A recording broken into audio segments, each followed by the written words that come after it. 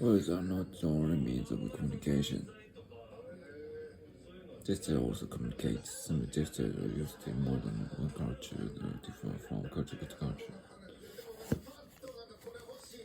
Some are used on most of her life, but at first she came back to the branch to where she otherwise loved trees and flowers, and now she aims to buy a small house in the country with garden. In the development of civilization, they used to grow and multiply. With the use of steam bomb revolutionized the whole industrial organization and transportation.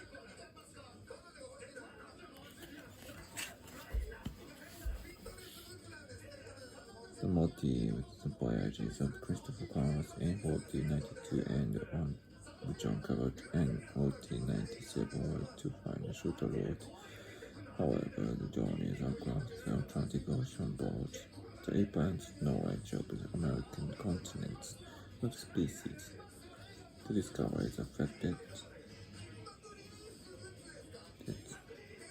the history of the world.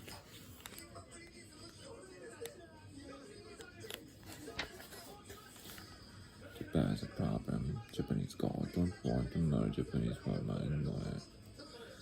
And by the end of the century, over half the villages in Japan could be ghost towns.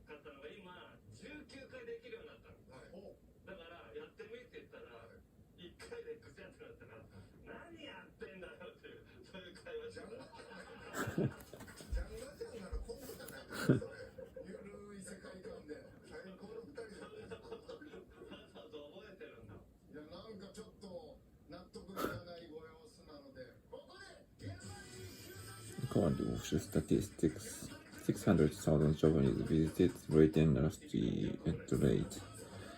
Britain was welcomed American tourists by 1993.